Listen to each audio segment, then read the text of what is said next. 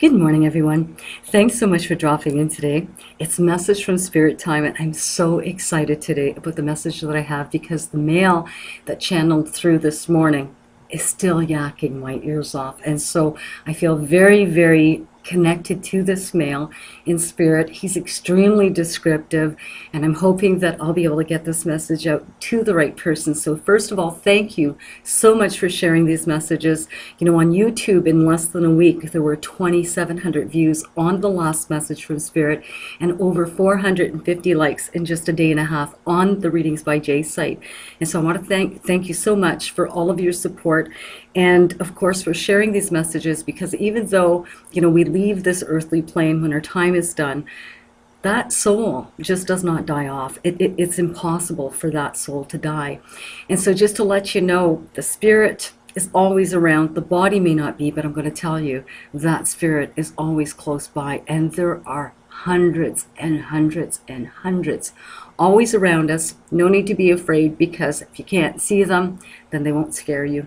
But anyways, I am so excited about the message this morning. I have a beautiful male that comes through. He's between 54 and 57 years old. I would think he's of ethnicity, I don't know if he's Italian or European, but is darker skin and very, very dark hair, but piercing blue eyes. And he makes me feel that he spoke more than just English. I almost think Italian or Spanish, but I could be off. And this male here was very, very, very, very proud of who he was. And I'm going to tell you, very proud. He was proud of his accomplishments. He was proud of the business that he built. And he makes me feel that he had either a contracting type of business, construction, you know, that type of thing. Could be in mining, could be in, you know, different types of business. But I believe that his father started his business, and perhaps he took over that business when his father passed away, but his father's definitely there with him. Okay. I do think that he'd been working, you know, since a very, very young age, maybe in his 20s, started along with his father in this home business, but that this business expanded. And I'm telling you, it's not just a very small business, it's a large business, very prominent, and he did very well financially with this business. Now, he makes me feel that he absolutely adored his wife, and he tells me that he had 3 daughters. The 2 daughters still live close by to mom. He's been gone about 5 or 6 years, perhaps 7, but not much more than that. But he makes me feel that he has a daughter that lives between 4 to 6 hours eastwards. And I'm talking east from where, you know, he would have resided at the time that he passed away. Now, this male's very descriptive in the way that he passes, because he tells me that the day in question, and I believe it's a Saturday or a Sunday, because he makes me feel he was off that day. He says that he was at home and just puttering around and doing a few things, but he had suffered indigestion and that he had felt like he had heartburn for a day or two. Nothing really that serious until after dinner the night in question. Now, he tells me that he went to lay down. I don't know if it's in bed or on the couch, but I think it's on the couch downstairs or in some kind of pushback chair, recliner. And he makes me feel that he had a little nap there, not very long, but he woke up with a pressure in his chest. And when he went to get up, he stumbled or he fell, and his wife heard him fall, or a female heard him fall, and came rushing to where he was and immediately called 911, because it makes me feel that the ambulance came by fairly quickly. Now, he tells me that when he gets to the hospital, that they're able to stabilize him, but that they had told him that he had angina or that he had a heart attack, but definitely heart lung related type of thing. And, you know, judging by his appearance, you wouldn't think that this male is unhealthy. He's slimmer. He's maybe about 6 feet tall, 5'10" to 6'1", maybe 185, 200 pounds. He's not overweight by any means, and he looks like he's fairly fit. But I think it was just the stress of his business, or the stress of the lifestyle, or the stress around him, you know, that caused, you know, his illness. And he doesn't make me feel that he had been sick with this heart problem before. He just makes me feel that this was a very sudden onset of his symptoms. He tells me when he gets to the hospital, he's stabilized, but once, you know, they visit him for a couple hours, the family, or one of the daughters and the mother anyways, and he just makes me feel the doctors had calmed her down to the point where she felt he was going to be okay and he was stable and he was going to be all right. And if anything happened, they would call her during the night. But unfortunately, minutes after she left, he suffered a heart attack and passed away very, very quickly. And he makes me feel that there was no way around that. There was nothing the doctors could do. They tried to revive him, but there was nothing that they could do for him. Now, the problem with this is that he makes me feel that his wife abandoned him or wasn't there for him. And he makes me feel that she feels this way, but that he makes me think that she doesn't need to feel this way because she was such a beautiful and supportive wife. She was always there for him. She raised these 3 beautiful daughters. Oh my God. And at the end of the day, he just makes me feel that she puts herself through the ringer for absolutely nothing. There's no reason for this woman to feel guilty for leaving the hospital once the doctors had told her husband was stable, because I'm going to tell you, he was very stable at the time, and then it just very suddenly happened. Now, he does make me feel that he has 3 daughters. One lives eastwards 4 to 6 hours away from where he lived, but that daughter, specifically the one that lives away, has had some relationship issues, either through work or either through relationships. So I don't know if she's married. I can't really quite see that much around her. But he just makes me feel that there's been stress around this daughter recently, I'd say since September or October of 2013.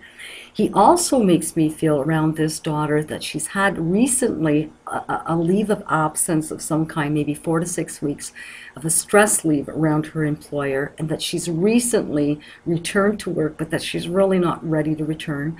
He also makes me feel that she's either a government official or works for some kind of authoritative type of body. And he just makes me feel that this has been very, very difficult for her. And I don't think it has anything to do with his passing, because he's been passed for a number of years, maybe between 5, 6, 7 years. But it just makes me feel that this situation with his daughter, who's eastwards from the rest of the family, has been very, very difficult for her.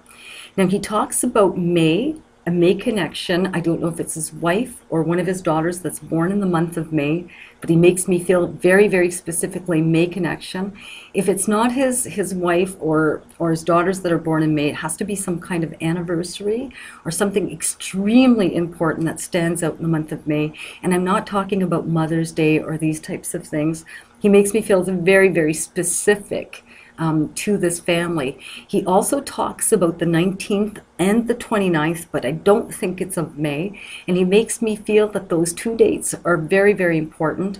If it's not the 19th and the 29th, I would think the 19th would be either January or October 9th, or the 29th would represent February 9th.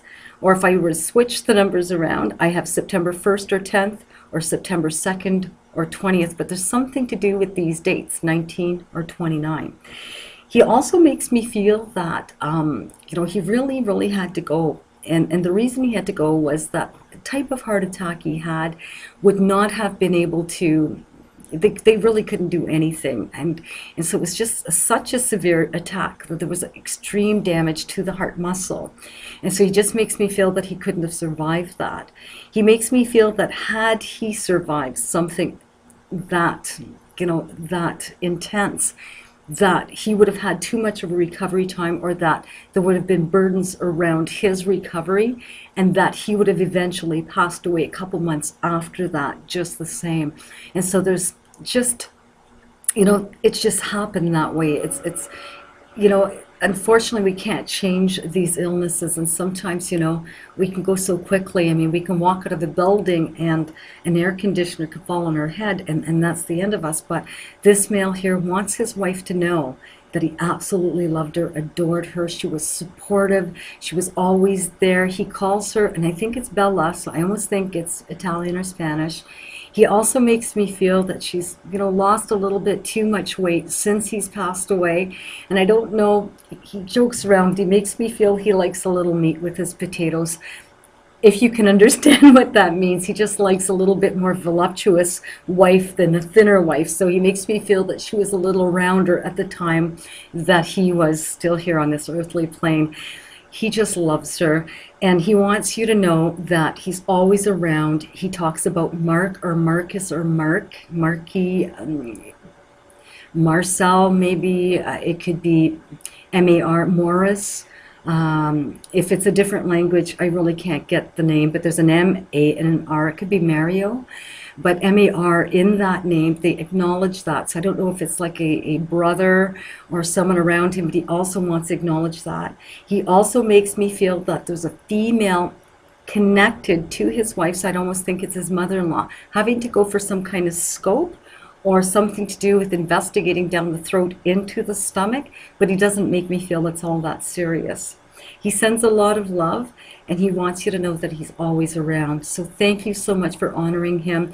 You need to put his ashes to rest. They're still in the cabinet. So he makes me feel those ashes need to be put to rest, and he makes me feel that he is around a few people that he's really missed over the years. So he's extremely happy, looks amazing, and he doesn't suffer anymore. I hope you understand this message. I hope that you pass it along to absolutely everybody you can think of, because somebody needs to know that somebody loves them. I hope you have a beautiful day. Thank you so much for your support, and really just thank you for sharing all of this, because without you, I wouldn't be able to do this by myself, really. And I really appreciate the time that you take, to get these messages out to your family, your friends, and to absolutely everyone. Thanks so much, everyone. Have a beautiful day. I hope he leaves me alone. I really need to get my work started. Take care. We'll talk to you soon. Bye-bye.